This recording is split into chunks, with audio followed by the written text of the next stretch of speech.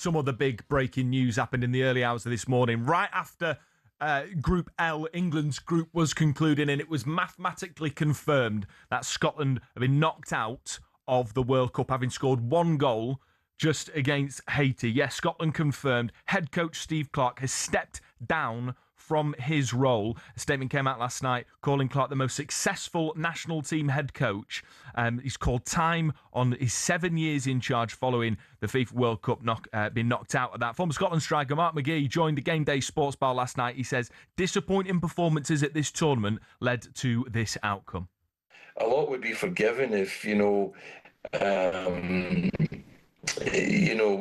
had lost against Brazil and Morocco. I mean, that was at the games.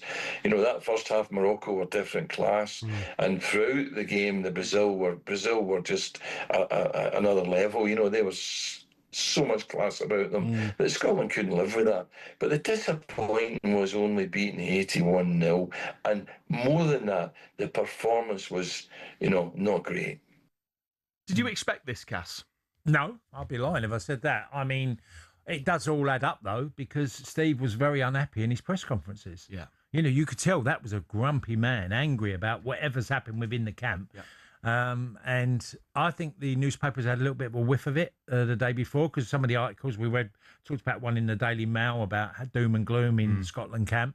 I think they had a whiff of it. And Steve has done the right thing, because it's different. A club job is so different from a national job, because when the country, even though the Scotland fans have appreciated what you've done, when the dust settles and you get back, it's not the same vibe as it was going. And I think he's realised that maybe it was a mistake to go and take on another 4 years, and probably thinks, I've done the best I can. Yeah. And look, you can change your mind, can't you? It's only a month ago he signed a new deal, so it seems really weird. But obviously a lot had gone on in that month that he wasn't happy about. Yeah, absolutely. It seems to me, Cass, it's taken Scotland as far as he can. And Scotland, of course, have to be so appreciative of him. I think the Scottish FA Chief Executive Ian Maxwell says, we thank Steve for his record-breaking contribution and know that when the disappointment of World Cup elimination subsides, the Scotland supporters will be thankful for the memories of marching with pride at major tournaments once again. What he achieved in the World Cup qualification group that they had is absolutely incredible. Yeah. But it's got a shade of the Gareth Southgate's about it. He's probably, amazing for Scotland in where they were, taking them as far as he can. Yeah, it's always a tough one. You've got amazing support, which they've always had, Scotland, all over the world. They take thousands upon thousands. And you get to a stage where he's been eliminated and it wasn't good. I can't even think really of even saying they played well for 45 minutes in a game. Yeah. If you take the Haiti game, they didn't play well. They got over the line and won the game, and it didn't really matter too much. But it wasn't any period. And they had 2 really good teams in their group as well. Morocco and Brazil were both very good sides that will certainly, look, they could get knocked out because of the side of the draw you're on, but they're really good sides. And that was just the normal for me. I didn't think that they could beat them. I sort of hoped Scotland had a bit more, as in resilience, which they didn't in defence. Yeah. They didn't have that.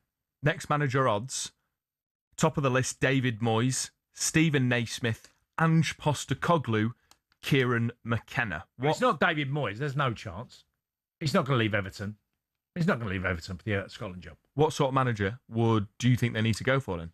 Well, it's really hard to think. Yeah. Literally, Max, you're asking me after 12 hours of Steve Clarke. A little bit of Big Ange? I don't know. That attacking sort of ambition that the Tartan Army would criticise Scotland showed absolutely nothing of. They had 1 shot on target in the last 2 group games. Well, Ange Postecoglou changed that. Well, yeah, that's black and white, isn't it? That's ridiculous attacking Ange Postecoglou. I would say they need someone who can be a bit of both, more than just go, well, we had this style that was a bit more pragmatic, and now we're just going to go for the kitchen sink and throw it at teams. If you do that, you'll get buried against the best team. So I would think they'll probably have a sit down and think, who are the best candidate for the job? But it's a tough one because we're literally 12 hours in.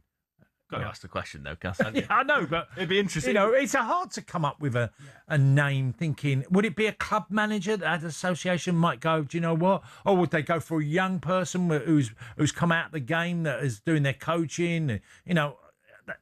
Just like if you look at what Wales have done when they took Ryan Giggs in, and then they had Craig Bellamy and, having an ex-player. Would Scotland decide to go down that road? Huge breaking news overnight was the news regarding Steve Clarke. Despite signing a 4-year contract extension after the fallout from and the disappointment from not qualifying for the knockout stages, he's resigned. Delighted to say that James, the Partick Thistle fan, has called us. James, thanks for getting in touch, mate. What do you make of this decision? Are you happy with it? Do you think it's the right time for Clarke to leave? I wouldn't say happy, but I think it's the right decision. It's one of these mixed emotions. Yeah. I thought that earlier, James, when when it happened. I think Steve's in that position of mixed emotions and probably felt may better served, calling it a day, even though he'd signed a 4-year deal. No, definitely. He's obviously you heard his press conferences after the Brazil game. You could tell that he was just as disappointed as anyone really when it came down to it.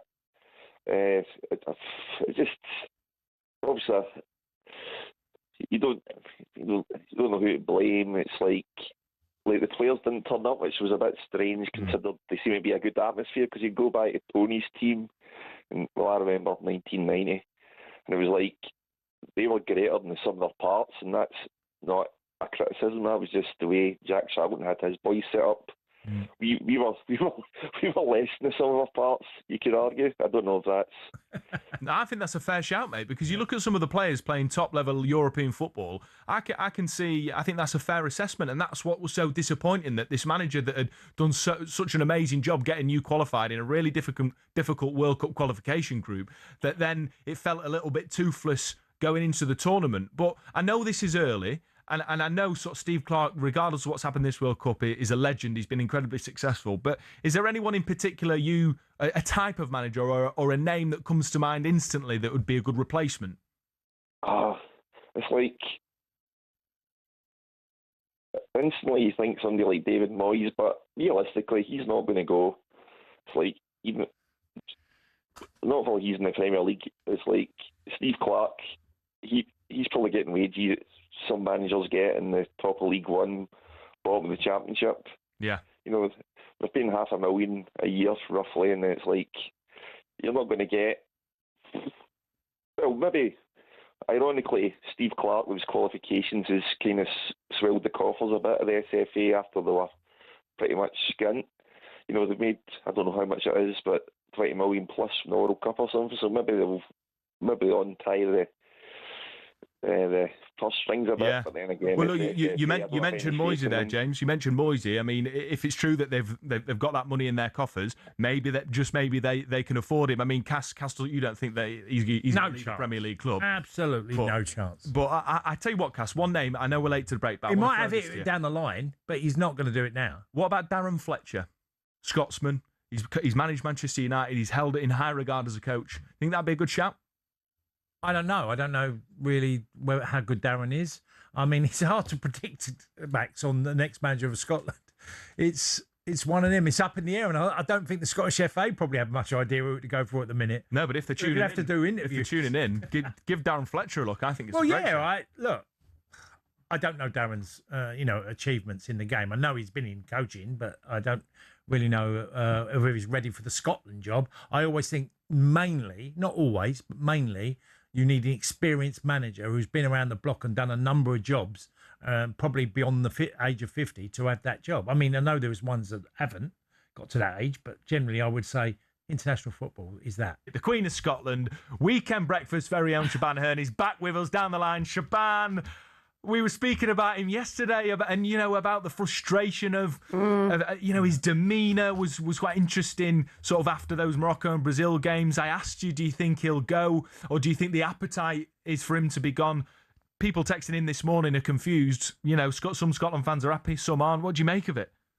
Good morning to you, Max. Morning, Cass. Hi, Shebahn.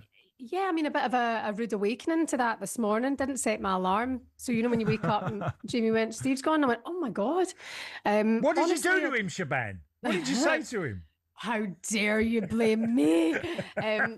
Honestly, I'm really not surprised. It's a shame, it is a shame that it's come to this. But I think with then last night, yesterday, I was been down to like 0.5% of going through considering it's been touted as the easiest World Cup to get to and the easiest World Cup to get out of the group and progress to the round of 32, and we've not been part of that. And we literally didn't do enough to be there. Yet we should have been one of those teams who had gotten there. I'm actually not surprised. I think he's seen last night, that's it, we're toast now, we can't go through, and it's time for me to go as well, which I think is quite an honourable thing for him to do, and it must be very, very difficult. But to step down and say, okay, I can't take us further, it is interesting. I feel for him in the manner in which it's happened. I really do, because those last two games, we've not seen the best of this side, and we've not seen the best of Steve Clarke. So I think for him to go in this way is a bit of a shame. His open letter to the fans was really nice. So, Shebahn, I said yesterday after the show, I said it just felt like the camp wasn't right. And even the way you spoke, and you felt that it should be a joyous occasion. It just didn't feel like that. And I just felt there was something much deeper going on, whatever it was within the camp that wasn't right. Yeah, I think, Cass, you were the first kind of person who mentioned it. And yesterday I did sit here and I did say to you guys that it felt like sometimes it was a little bit, where is the fun here? It was more of a death march than it was at the World Cup. And sometimes you would go into the camp almost like, I would say, kind of, what mood are we getting today? Kind of thing. And we have to remember we're at a World Cup, and the Tartan Army are representing, and everyone's having a good time. I also understand there's this massive pressure on Scotland and a massive pressure on Steve Clarke to be different, to be a team that's not failing, kind of thing, because we are known as being the bottle jobs, the laughing stock, people calling us the Spurs of international football, all that kind of stuff. So we have to take this serious approach. We're not just the Scots. We're not just known because our fan base can drink Miami and drink Boston dry. We have to be more than that. So if they're trying to strike this balance, I don't think we got it right. I think people should be entitled to be themselves in those situations. And Steve certainly was himself. And I think his real self doesn't really fit that mould entirely of what we want to see or how we want to be represented. But he got us there. He got us there. Those three occasions, yes, Sir, I can boogie, no Scotland, no party, our goalless win against England, the qualifying night against Denmark at Hampden, taking over Boston, that is all thanks to one person, and that is Steve Clarke. So he deserves all the flowers in the world for that.